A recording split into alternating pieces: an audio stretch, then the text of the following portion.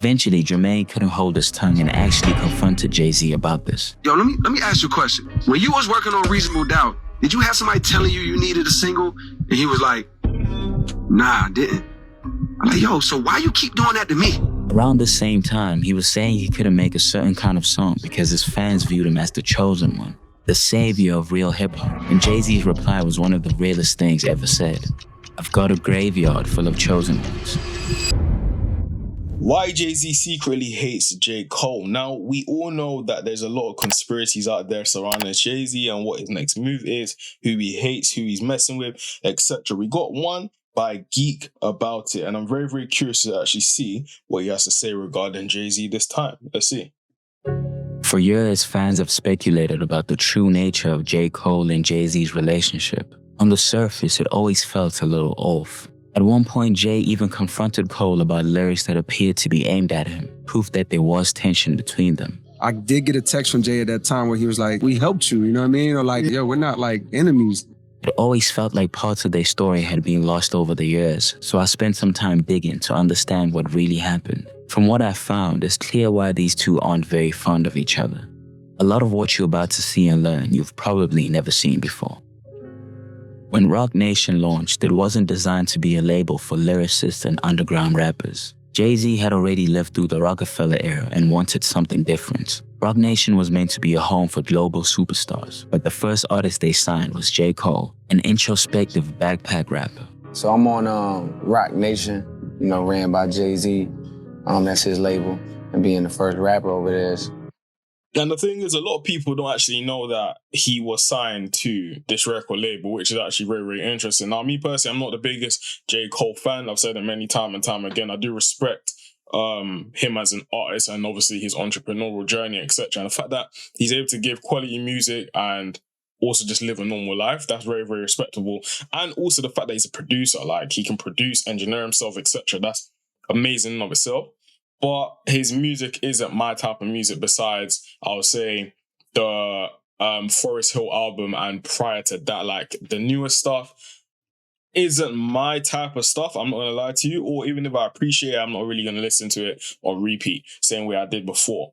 Now, a lot of people don't really realize that he was signed to Jay-Z way before he, went off to do his own things. And then eventually they started doing, the global superstars like Rihanna, etc., which is very, very interesting. And we all know that Jay-Z is a businessman. There's a lot of people that respect Jay-Z. I'm not for or against Jay-Z, to be very, very honest with you as well. But he, from what I've seen and from what I've studied from Jay-Z, he does things that's in his best interest. He did that with Dame Dash, who I've talked about a lot on this channel as well, where, for example, as soon as he saw that Dame Dash was moving a bit weird, very questionable, he cut ties, So this guy's very, very strategic in everything he does, and he's basically all in for himself. Let's be very, very real. So, yeah, let's see what this guy has to say anyways. It's a blessing, especially knowing that, I don't even think they were intending to do rap. I think seeing J. Cole about dreads, it's mind games. Like sometimes I even forget that as well, that he was literally just on a level 1, which is crazy. I think it was just, I think they were just strictly like, man, we're gonna sign a bunch of like Rihanna type pop singers, And I think when he heard me, he changed his mind. Like, okay, well, I'll give it a shot. Jay and the label knew Cole was talented, but they wanted to make sure he could cross over commercially. Cole, on the other hand, wasn't thinking about radio hits. He wanted to craft a classic debut album, something timeless. And once I signed to Jay, and this nigga was like, nah, you're not putting the album out till you got some fucking hits. Jay, thinking about the bigger picture, pushed him to learn to make hit records that could live on the charts. These differences and visions what began a 2-year tug-of-war between them. This is the first time that I ever made a song that was like, yo, I'm about to go play this for Jay-Z. Like, I got it. Yo, I got the one. Like, he gonna love this. Like, this is the one. So he was fucking with it, but it was not the reaction that I wanted. Cole would bring Jay new songs, only to be told they weren't the right ones. The constant rejection left him frustrated and uncertain. I don't have a single, and the next 6 months of my life was like literally hell, going through a depression, trying to make it to happiness. It was uninspired music that was trying to be something. Rumors even began. Very, very interesting. I mean, when it comes to Jay-Z, we've seen it time and time again where people do question his not his musicality, but his musical air and also the decisions he makes towards his artists as well. Because even I remember seeing the Kanye West documentary, for example, how Kanye was really, really trying to show Jay-Z, Dame Dash, etc. like, look, I can rap. Like, I'm a co-producer, but look, I can really do this thing in terms of rapping as well. And what happened? He was told time and time again that, look, just stick to production. Until eventually, I believe Kanye was saying in that song, big brother, that's their brother, their brother, or whatever. You know what I'm saying? I'm not the best with lyrics, I'm not gonna lie to you before you start cooking me in the comments. But in the song Big Brother, right, that's on his first ever album, Kanye's first ever album, he was talking about how he, not only was he paying homage to Jay-Z, but he was also showing that, for example, look, I've become something that he basically doubted at the time. Do you know what I mean? So still paying homage, but also being realistic and saying that, look, like, I built this. Do you know what I'm saying? So the fact that J. Cole has talked about this, he's talked about it many times, even in his documentary as well, bare times how Jay-Z didn't really believe in the source when he was actually coming to him with some artistic ideas. So it's very, very interesting. But at the same time, at the same way I say you shouldn't be surprised, I can only understand or imagine from artist's perspective that you're probably thinking, look, this is someone I respect, this is someone that I see as not an idol, but someone that I look up to. I'm trying to show them something that I've literally poured my heart and soul into. You're not really respecting it. So, you know what I'm saying? You can be a bit jaded from that, which is understandable at the same time. Circulating that Jay-Z was angry with him for taking too long to deliver a single, though Cole denied it in interviews. You took a long time with this project. Oh, yeah. And it came out on some blogs that Jay-Z was kind of like, oh, what's the deal? Hurry y'all up. Believe that? That's not true, man. No, not true? That's so not true. But, okay, explain to the folks. Oh, yeah. I mean, it was a cool rumor, but nah, that's furthest thing from the truth. All right. Another thing I always think to myself here is, with massive artists like, for example, J. Cole and Kendrick, and the fact that they're able to stay away from the internet and live their lives in separation from their music unless they want to come back and just give us a banger of an album, whatever, could they have really survived in today's TikTok era?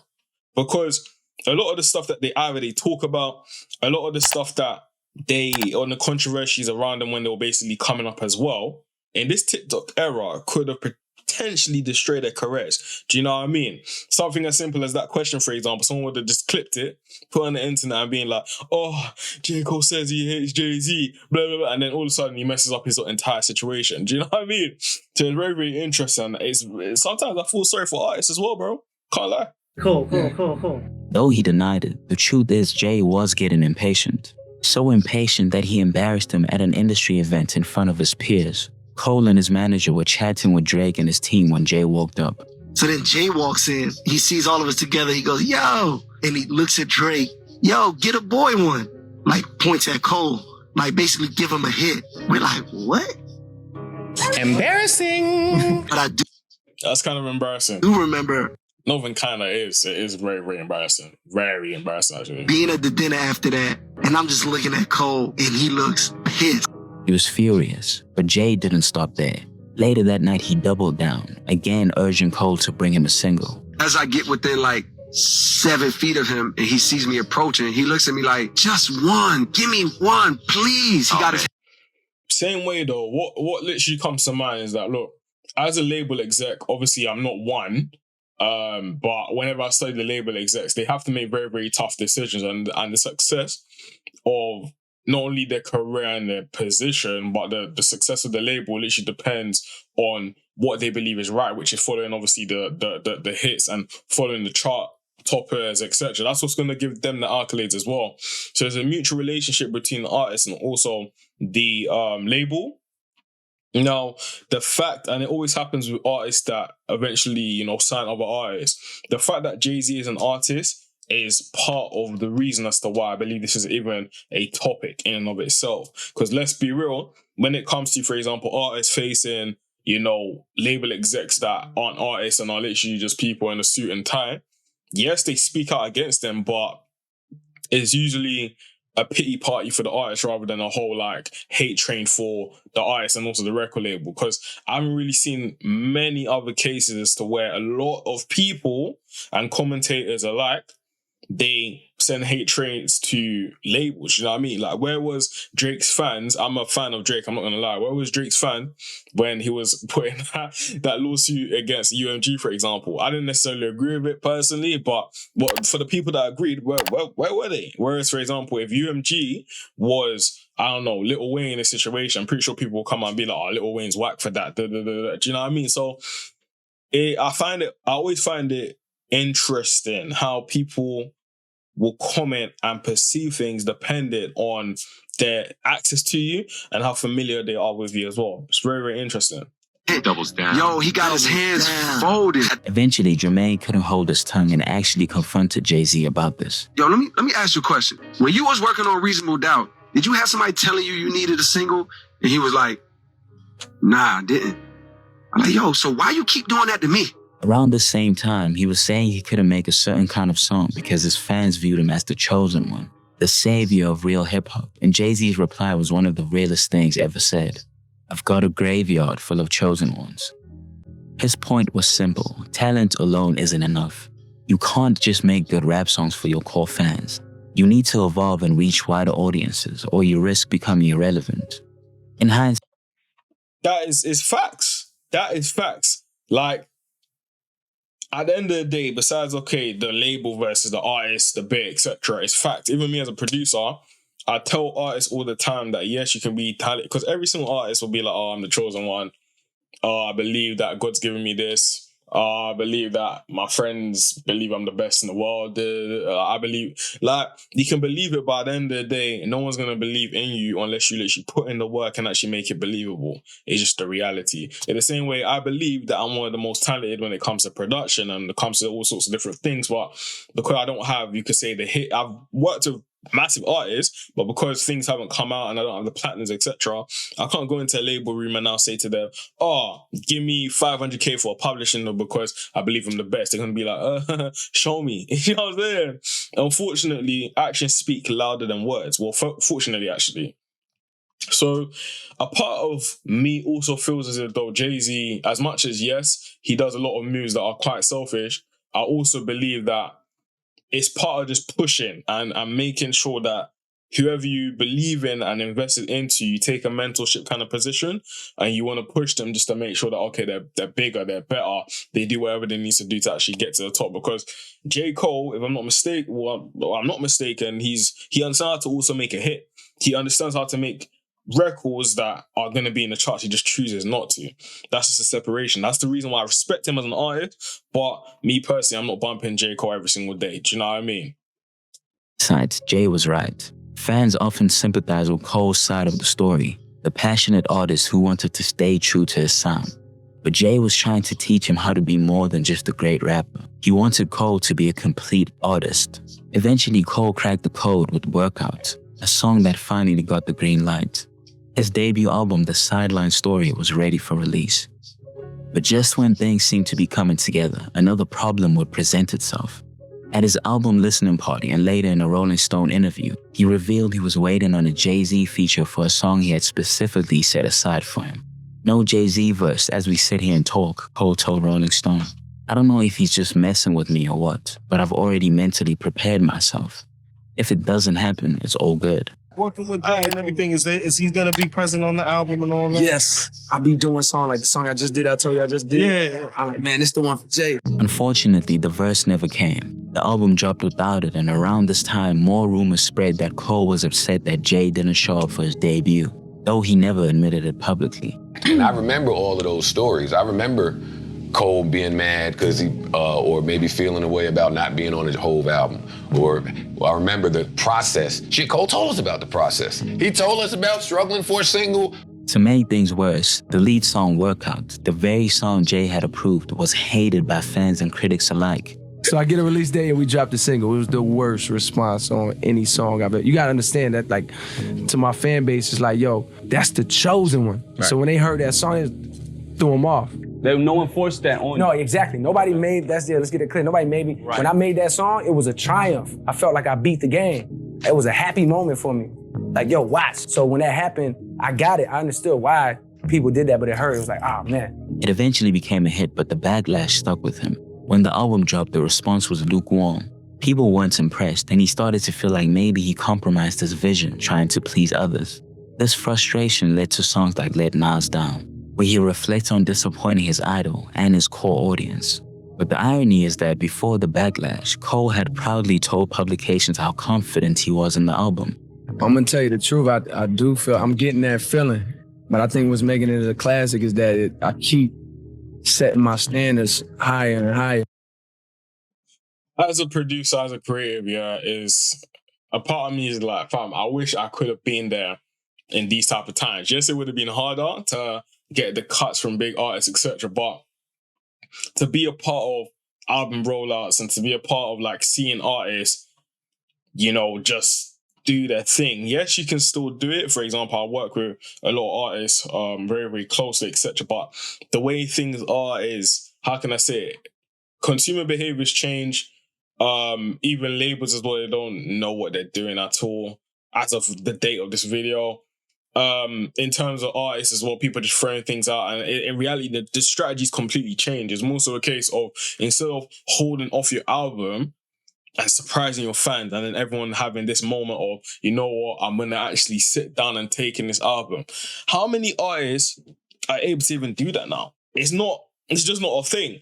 Like before, even if you weren't the biggest artist, at least your fans would wait and anticipate a release of an album. And when the album comes out, at least for the next few, you could say, months, that's all they're bumping. Do you know what I mean? Now, you got access to so much, you got access to so much music that it's like, even if you pour your heart and your sweat into an album and things like that, it's sad to say, but in reality, if you're not a certain type of artist or you haven't built enough of a connection with your fan base, within like a week or within 2 days, let's be real, they're not listening to the album again. And in reality, how people listen to albums are completely changed as well.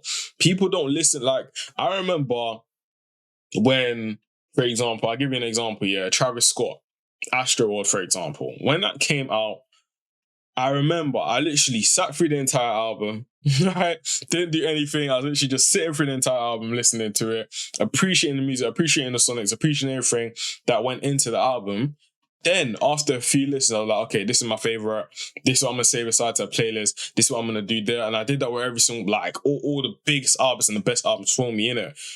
Same thing with like the Drake album. Same thing with even the Cole albums back in the day as well. Now, how people are, and even how I've unfortunately become, is that we will see an album and treat it like a playlist. So we're going to literally listen to maybe 30 seconds to 1 minute. After listening to 30 seconds to 1 minute, guess what we're going to do? We're going to literally add the ones that we want to our playlist, which is maybe 2 or 3. We're not listening to the rest. F it. You know what I mean? Which is, it's kind of annoying, but it's what it is though. And so like songs that was making the album 7 months ago can no longer make the album because they can't touch the new songs. I mean, I'm getting that feeling, man, but you never know until only the people decide what's classic and only time decides that. So we'll see. When it didn't land, he started pointing fingers in his music, at his label and at Jay-Z. When Cold Summer came out, and I'm in there, I got all the lines about the label and this, that, and the third. I did get a text from Jay at that time where he was like, we helped you, you know what I mean? Or like, we only ever wanted like what was best for you, you know what I mean? Like, I think you look at us like we're adversaries, like, yo, we're not like enemies to you, you know what I mean? And I feel like my response to him was like, I'm just trying to tell my story. Like, you try to soften the blow. I always try to soften it like in the music and not go all the way in, you know what I mean? Like, I can't get myself to blame Jay-Z for Cole's creative choices. The label wasn't in the studio producing his songs. He wrote and produced most of the album himself. They never forced him to change his sound. They simply wanted a single before releasing it. You can't blame others when your work doesn't hit. And you definitely can't diss your mentor because other rappers and critics weren't messing with your music. When you look at how things played out, Cole's frustration feels misplaced. The truth is, he made an album he believed in. It just didn't connect the way he hoped. Meanwhile, Kendrick dropped Good Kid, Mad City the following year, a project legendary, bro. Legendary. hailed as an instant classic and packed with hits.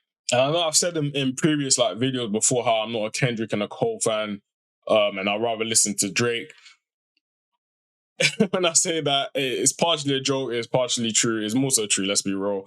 But it's a case where when I say Drake's discography and the fact that he bro, up until like 2021, 2022-ish. The guy just kept on giving us hits for no reason. Every single year for over a decade. With Kendrick and Cole, Good Kid, Mad City from Kendrick, amazing. There are other albums, I'd listen to it and they're amazing albums, don't get it twisted, but it didn't connect as much as, for example, To Pimp a Butterfly or Good Kid, Mad City. Even To Pimp a Butterfly, oh my days, when that came out, yeah, bro, ski. I was thinking to myself, this guy is amazing. Like, the musicality, everything, bro, ridiculous. The latest album he's dropped, there's one or two songs that I can't lie, be listening to. Like, You Better Not Count Me Out. Oh, that one's cold. Oh my days. And at the end of the day, these people, Kendrick, Cole, and Drake, they're the big three for a reason, because in reality, if each of them had come out in their own time frame, let's say we had Drake, I don't know, in 2000s to 2010s, he would have been deemed a GOAT. If we had Kendrick from 2010 to 2020, he would have been a GOAT. If we had Cole from, you know what I mean? If they were in separate periods, amazing. But they so happened to come in the same period, and it was what a time to be alive. As simple as that. Do you know what I'm saying? It's similar to like Michael Jackson and Prince. Till this day, some people still say Prince is the best of all time. Me personally, I'm on Team MJ. Do you know what I'm saying? So, and I'll say majority of people would agree that MJ is there. But at one point, that was a real argument. Do you know what I'm saying? So that's what I have to say in regards to that part. Kendrick and Cole deserve their flowers regardless. Drake did the same thing with Take Care. Cole himself recently admitted on his podcast that hearing Good Kid made him realize Kendrick had done exactly what he had failed to do, to balance authenticity and mainstream appeal. As soon as I heard it, I was like, this nigga did exactly what I wanted to do a year ago. It walked the line perfectly between classic content and commercial appeal. Sonically, that shit was phenomenal. It's also important to note that Jay never wanted Cole to stop being himself. On that same podcast, Cole recalled, very interesting. But my people, I don't want to finish the video or here. I want you guys to actually go and support the creator. I'm going to leave the link down in the description, so make sure to actually pre that. And if you like this type of content, literally just leave a like. Also comment down below your thoughts. Do you agree with anything I have to say? Do you agree that Jay-Z actually hates Cole? Would you feel like it's just a coincidence? Let me know your thoughts. And other than that, make sure to follow. I'll see you guys in tomorrow's video. Peace.